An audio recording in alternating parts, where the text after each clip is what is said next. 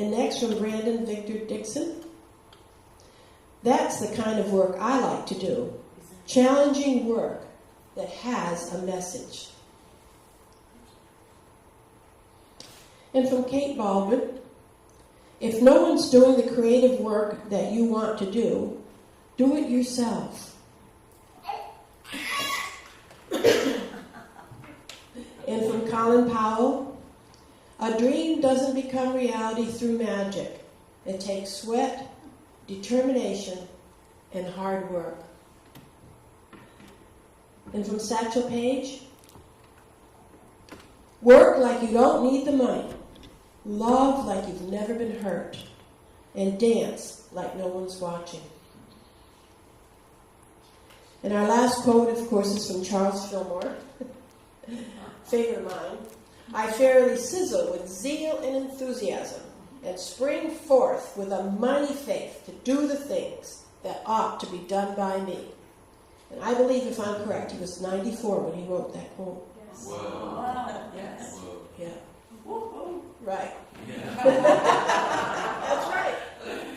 So, that's wonderful. So now, Kathleen's going to come up and give us a wonderful talk. Michael's having fun with the PowerPoint. There you go. I don't have any other slides, just the title. You're good with that. Thank you. Yep, you're good. Good morning, everybody. How are you? Good morning. Welcome, welcome, welcome. It's really nice to see all of you here today on Labor Day weekend. I'm happy to be here myself. It's a beautiful day. I took a complete day off yesterday. Well, that's not really true. I had to write the talk for today. But other than that, I took a complete day off, and I was very excited about the whole thing. But I want to talk to you today about the work that is ours to do. And the reason I came up with that talk title was because it is Labor Day weekend. And I wanted to talk a little bit about what's going on with our work, right? What's going on? A little bit about the history of Labor Day. This was a creation by the labor movement, dedicated to the social and economic achievements of American workers. It constitutes a yearly national tribute to the contributions workers have made to the strength, prosperity, and well-being of our country. The first one. Guess what year the first one was held? I wasn't quite born yet. 1882. It was. There's a little confusion about who might have actually started this. There's Peter McGuire was the general secretary of the Brotherhood of Carpenters back in the day, so it might have been his idea, and it might have been Matthew McGuire's idea, who was a machinist in New Jersey. However, the first Labor Day was September 5th of 1882, and it has been going ever since. So there we go. The Charles Fillmore quote that Arlene read to you, I fairly sizzle with zeal, is one of my favorite quotes of all time. He was, I think, 93 when he wrote that. He was excited. I spring forth with that faith to go and do the work that is mine to do. You know? How many of us get up in the morning and spring forth with that mighty faith? When that alarm goes off, it's you. Good, Dimitri. That's awesome. I will be honest with you. When that alarm goes off at 5:30, I'm not always springing forth. And it's not always pretty what it looks like. But I do get up. I do the things that are mine to do at home. I get in the car. I drive to work. I do my job there. And I do it with a smile. I am grateful for the job that I have during the week. It supports me. It helps me feed myself. It keeps a roof over my head. But I'm grateful for it. And most of my coworkers, who have only known me for a couple of months, because I just recently got there, they look at me like I'm a little bit of an odd duck. Because they're not always happy to be there, and they don't always have a smile on their face, and they're starting to complain about the fact that Kathleen always does. Sorry. Our attitude has a lot to do with our experiences in work, don't you think? right? Yeah. Our attitude, the way we go into it. If I were to come here on a Sunday morning and I pull into the drive, and I got here a little early, I got here at 8:30. We were planning to start setup at 8:45, and so I sat in the parking lot a little bit. But if I sat there and I thought, oh, I got to go in, and I got to move those tables, and I got to set up the computer, and then the projector, and the chairs, and the screen, and what kind of experience do you think I would have this morning? Right? It would be awful. It would be awful. So, attitude has a lot to do with it. I no longer need to resent the fact that I have to work. I get to be blessed by the work. And we all can have that kind of experience because you never know what experiences you're going to have during the workday. You might have a coworker come to you with some issues going on. And you might be able to actually just listen and make their day a little bit easier. Right? You might be able to go out of your way and maybe go to the mailbox in the office and bring back someone's mail to them. I know these are little things, but I think that all of these little things add up to the work that is ours to do. So think about it for a moment. What is the work that is yours to do? What is it? Any ideas? Nobody has any work to do. That's great. We can all go to the Spencer Fair. Yay! That's okay. That's okay. That may be a question that you take into the week with you. All right? The Daily Word on August 27th, which was, Monday, Tuesday, somewhere around there, said, I live life joyously and with enthusiasm. What I give to life returns to me. If I should feel anxious or overly concerned about the day ahead, I know I'm not giving it a chance to reveal the good that is in store for me. So here's a part of the equation here, right? If I have work to do, and I know that I'm going to get something good out of it, I don't know what it is, but I know I'm going to get something good out of it, then it changes my attitude and it helps me move forward. With the mundane tasks, right? I have a lot of filing to do in my job. I'm an accounts payable coordinator, and it is, I can't even tell you how many hundreds of pieces of paper I touch every single day. And so there's a lot of filing involved, and I'm all about the filing, but it's not my favorite job. Paper cuts and things get put in the wrong place. People think they take things out of the file, they don't put it back where they found it, and then I have to chase them down. No, I'm just kidding. But anyway, there's always good in everything. There is a joke about a Unity minister. I may have shared this with you in the past, so if you've heard it before, I'm sorry. But there was a joke about a Unity minister doing a Unity class. And all of a sudden he looks out the window and he sees that his car is headed down the embankment and lands in the pond or the lake. Right? It's kind of submerged there. And everybody sees it and they all go running outside and everybody in the class is kind of watching the Unity minister because they're not sure how he's going to react to all of this. What's he going to do? And he just stood there for a moment and went, I cannot wait to see what good comes from this. So that's when you go into this knowing, especially the big challenges in our lives, when we're facing the really, really big stuff. Keeping in the back of our minds that we know that there is some sort of blessing.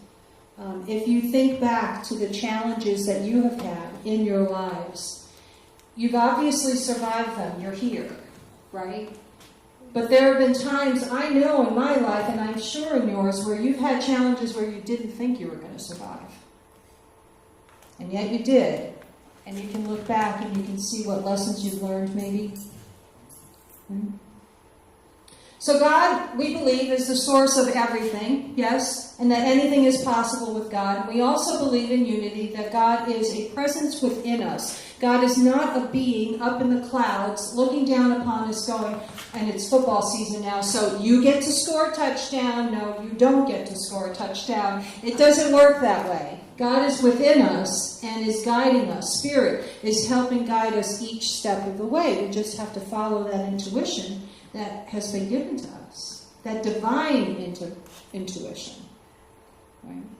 There's the ego, and then there's the divinity. And so I have to get quiet in order to hear the divine intuition, not my ego shouting, "You need this, you want that." I don't want that. But I listen. So part of doing the work that is ours to do is about taking ownership and responsibility for our behavior, for our actions, right? For our thoughts. We take ownership for this. Unity is not the kind of religion that can easily say, "Oh, the devil made me do it," or the evil in the world. Right? We don't go down that road, right? We create our own hell within us if we have different ideas and strange thoughts and patterns. We don't say, "Oh, the devil did it," because that's not taking ownership of our stuff. If I'm going to take ownership of it, I have to go, "You know what? I was really not nice with such and such behavior," or I need to do something different. I need to take ownership. I think if we are going to do the work that is ours to do, then we need to take ownership of what we're doing and how we're doing it. And always look for a way to do it better, differently, change it up. If something's not working, do I sit back and I give up? Or do I go, "There's got to be a different way"? And then pay attention to what comes across my way. I want to tell you a story about what happened to me this week. It has to do with me and Facebook. I promised you guys I would be authentic with you, right? So I'm going to be authentic with you now, and I'm going to tell you about this experience. And it ties back to what I believe my personal work is to do. Right? I am a spiritual leader of this community, of this unity community. And so I want to always try to lead by example.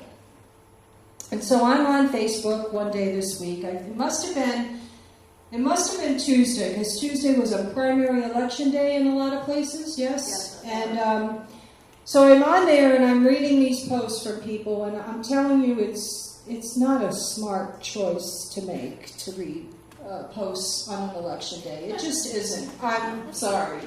So I'm reading through, and I'm reading a post from a fairly new friend of mine who is actually friends with friends who live in Florida. I just moved here from Florida, so I don't really know him that well, okay? So he's online, and he's just tooting his own horn, and he's gone out, and he's voted, and he's very excited. And then he says, "And Democrats, you can all stay home."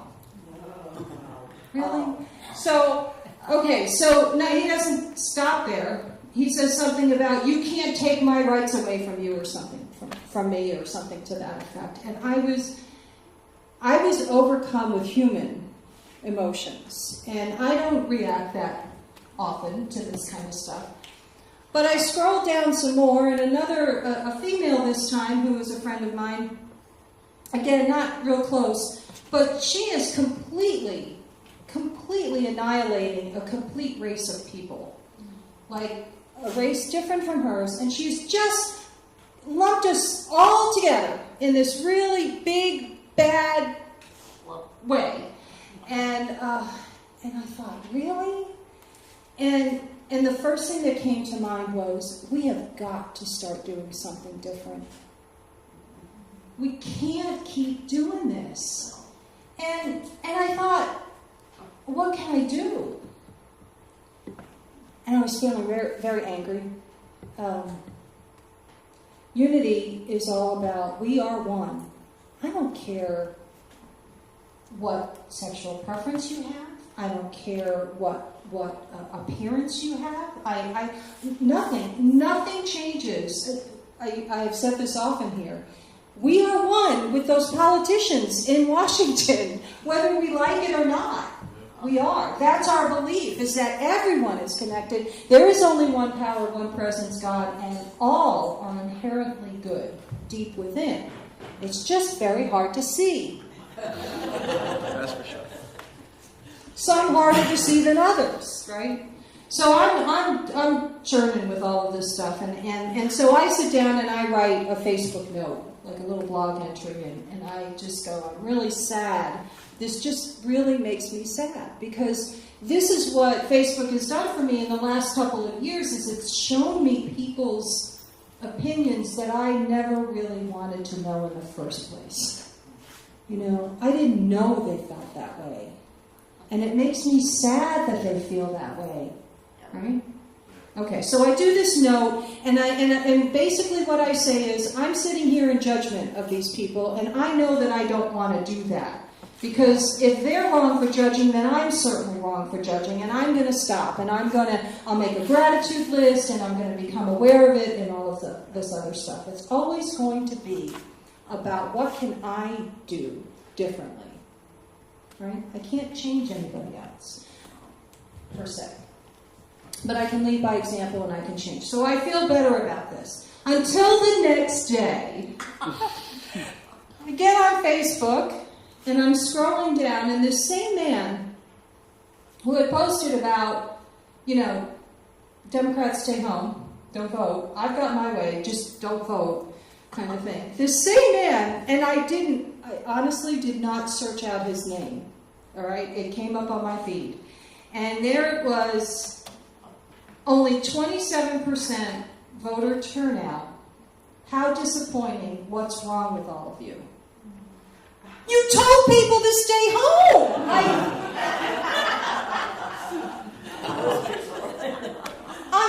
I kid you not. He was so angry in this post. He was name-calling the whole 9 yards. And he didn't allude to which party was which or anything like that. He just, in general, just lambasted the whole group of people in his area. I'm guessing he didn't get what he wanted. Whatever he was voting for, I'm thinking it didn't work because he didn't get his way. But I'm sitting at home, I'm reading this, and I'm saying out loud, do you read your own posts? Like, did you read what you were writing? Because really yesterday, you said people stay home. And today, you're saying, how dare you not go out and vote? And I was lost again.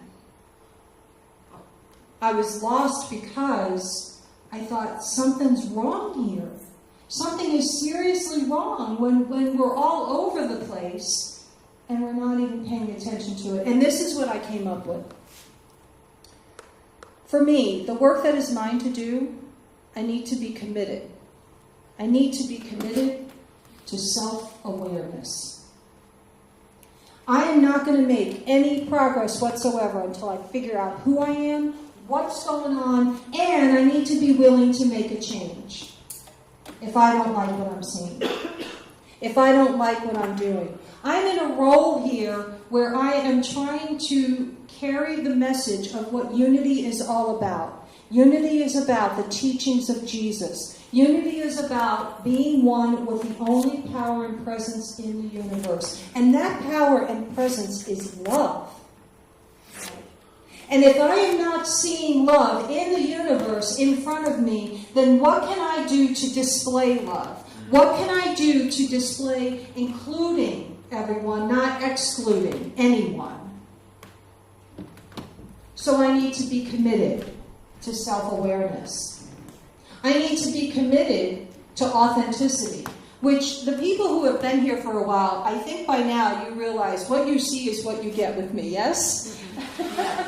I really am trying to be an open book for the most part, but in a positive, constructive manner. Because we're all in this together, right? And when I'm struggling, you will show me the way. And when you're struggling, I will help you. I will help you stay on the path or get on the path or whichever way you want to go. I will help. I will listen. I will do what I can. But there must be a commitment to the self-awareness and to the authenticity, or else I am not going to be able to do more of the work that is mine to do. I just thought of a funny quote, and I'm going to have to share it because it came to mind. Part of doing the work that is mine to do is making sure that I'm not interfering with the work that is yours to do. Okay? You know, it's one thing to help each other. That's one thing. But I'm talking about if something is meant for you to accomplish, it's not going to help you if I jump in and fix things or if I jump in and do things for you. Sometimes we have to do the things ourselves, yes? So one of the quotes that I learned on the road, before you get all your ducks in a row, make sure they're all your ducks. That makes me think of the work that is mine to do, the work that is yours to do, right? I got to stay in my lane to a certain degree, but not to the point where I ignore or I avoid or anything. This is a community effort. We're in this together, you know. I've said this a lot. We have this human component, but we are spiritual beings.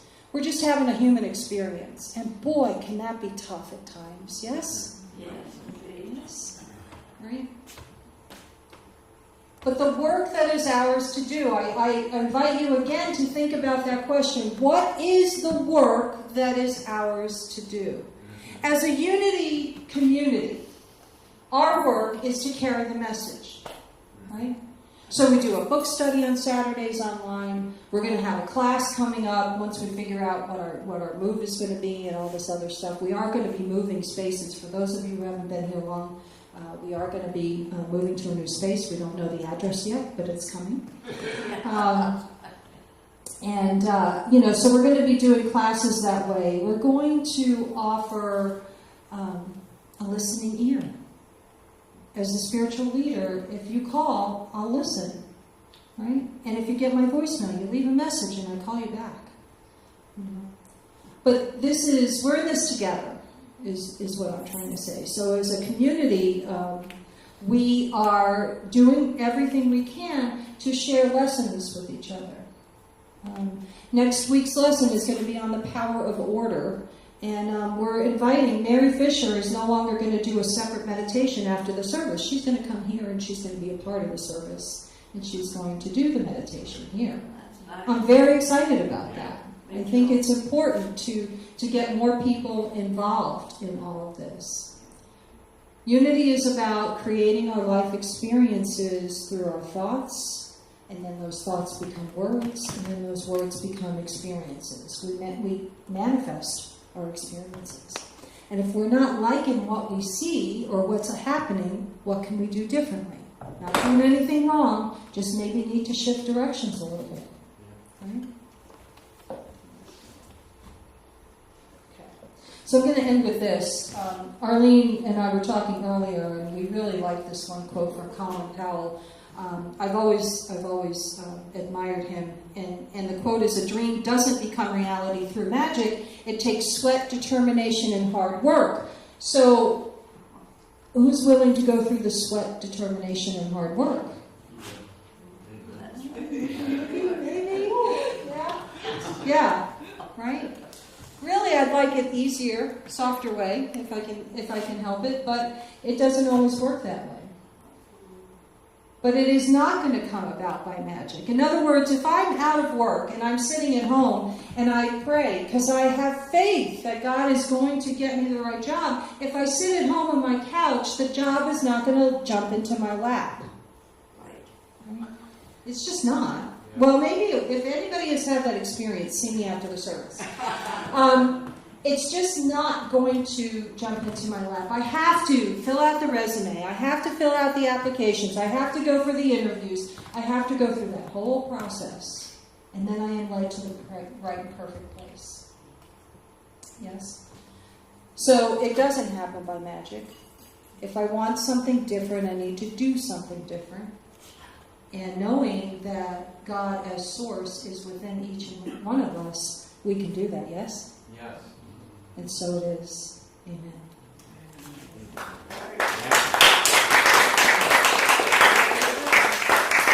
we're going to sing a little song to get us in the mood to do our meditation. So, Scott, please. This is Blessed Always.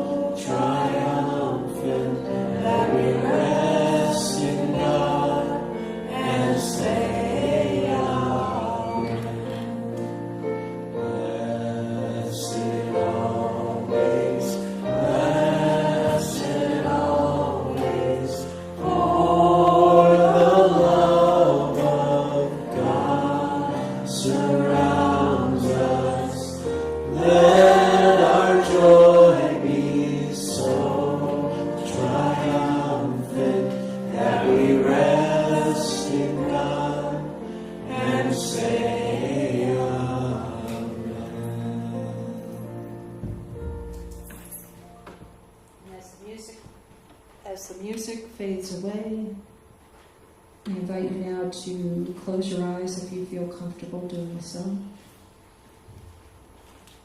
And get comfortable in your seat.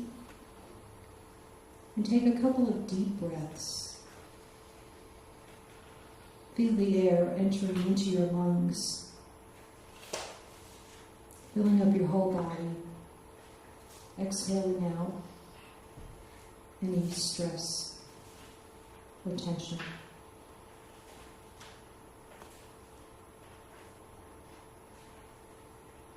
And we think now about this phrase, the work that is ours to do.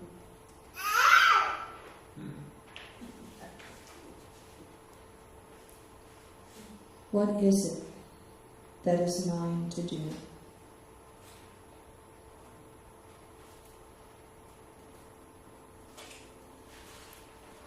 What can I do to make it happen?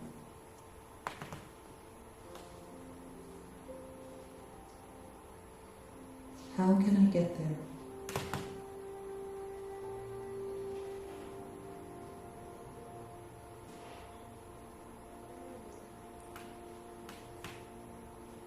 I trust that the source of everything is within me, guiding me now.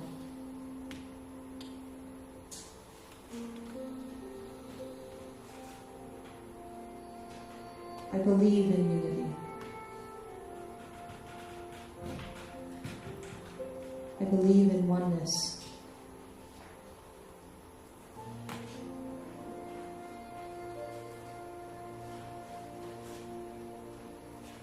I believe in being an example for others to see and then follow.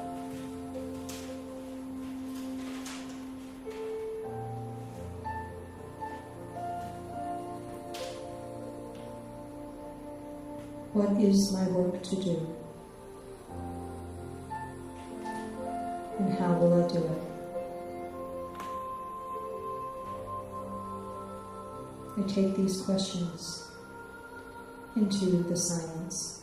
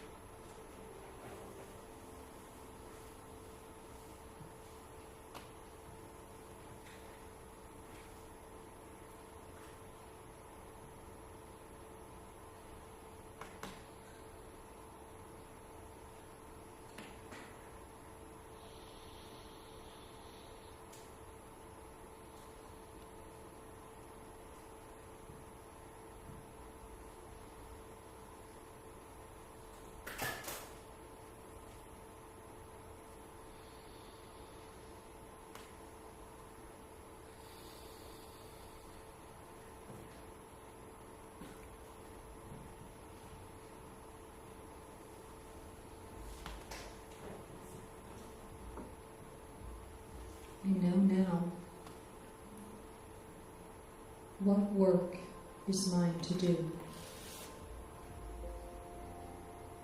I claim it.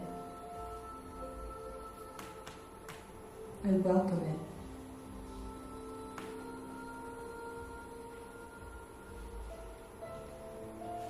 And I know that with Divine Spirit guiding me from within,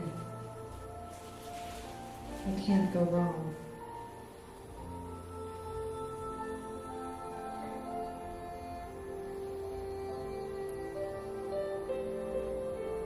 Today, I am committed to self-awareness.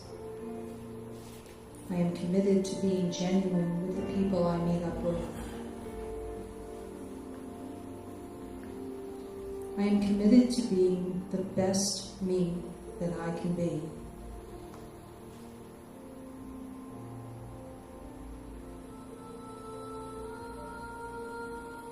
I release the need to judge my efforts.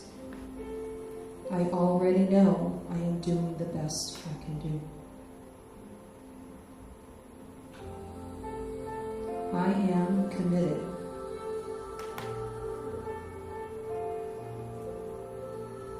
I am excited. I too fairly sizzle with zeal. Knowing this, I am filled with gratitude. And so it is. Amen. I invite you now to take a couple more deep breaths as we end this meditation. And when you're ready, you can open your eyes.